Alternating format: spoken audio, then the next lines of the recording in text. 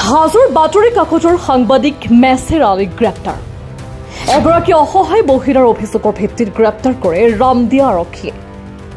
এগৰাকী ভণ্ড তথা লম্পট চৰিত্ৰৰ 2 সন্তানৰ পিতৃ সাংবাদিক মেছেৰ আলীয়ে দীৰ্ঘদিন ধৰি হাজোৰ বিভিন্ন অঞ্চলৰ মহিলাক সুযোগ পালেই যৌন নিৰ্যাতনৰ চেষ্টা চলায়। কামৰূপ জিলাৰ হাজোৰ দক্ষিণ বড়িৰ দৈনিক বাতৰি কাকত তথা কেইবাটাও পৰ্টেল চেনেলত কৰ্মৰত তথাকথিত সাংবাদিক মেছেৰ আলীক ৰামদিয়া আৰক্ষীয়ে গ্ৰেপ্তাৰ কৰে। প্ৰাপ্ত অভিযোগ অনুসৰি সাংবাদিক মেছেৰ আলীয়ে শ্বহীদুন নেছা নামৰ এগৰাকী মহিলাক গিৰিয়েক নথকাৰ সুযোগ লৈ নিশাৰ ভাগত অনাধিকাৰ প্ৰৱেশ কৰি যৌন নিৰ্যাতনৰ চেষ্টা কৰে। প্ৰায় এমাহমানৰ পৰা মেছেৰ আলী নামৰ তথাকথিত সাংবাদিকগৰাকীয়ে একে চুবুৰী গাঁৱৰ শ্বহীদুন নেছা নামৰ মহিলাগৰাকীক দীৰ্ঘদিনে অসৎ ইংগিত দি আহিছে। মহিলাগৰাকীয়ে এই অসৎ কাৰ্যক সমৰ্থন নকৰাত সাংবাদিকজনে তেওঁক প্ৰাণে মৰাৰ ভাবুকি দিয়ে বুলি জনাই দিয়ে।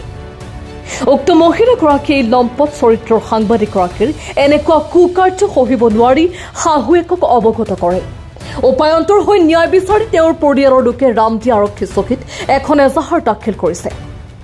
এজাহাৰকাৰীৰ পৰিয়ালে এনেকুৱা কুকাৰ্যৰ লগত জড়িত সাংবাদিকগৰাকীৰ দৃষ্টান্তমূলক শাস্তিৰ দাবী উত্থাপন কৰিছে।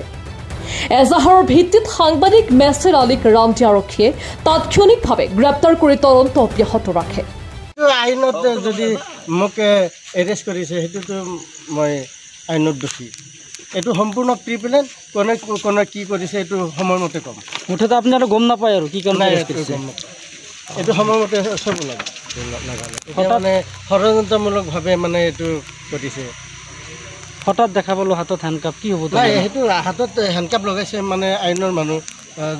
হেৰি যদি আইনত মই দোষী, আইনত মই শাস্তি পাম। অভিযোগ অবিহনে হেণ্ডকাপ লগাব নাই, এইটোতো মানে হেৰি ক'লে মানি লোৱা নহ'ব না। দক্ষিণ বুন্নি মেছের 1 মাস মাঝে মেছের সাংবাদিক 1 মাস ধরে আমার হাতে বেয়া কাম করবার এই করে চেষ্টা করে কিন্তু কি দিনে 5টা দিনে আমার কিন্তু অফিস ঘরে থাকবার দেবো না, আমার শ্বশুরের অফিস ঘর থাকবার দেবো না। আমি গেট তালা মেরা তো ওয়ালের উপর দেওয়া যায়, দরজা থারবাই করে, দরজা না খুলে খেলাই করে।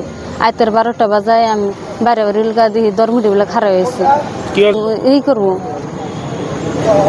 আমার হাতে বেয়া কাম করবো, বেয়া কাজ করবো। সেজন তো আমি আমার জামাই থাকে না বাড়িতে, আমি 2টা ছোট ছোট পোলাহান না থাকে। আমি না, আমি ভালো পাই না। আমি 1 মাস ধরে আমি এটার বিচার চাই। আমি ঘটনাটা কি হয়েছে, আমার ঘরত আমার বুয়ারিটো একলাই থাকে।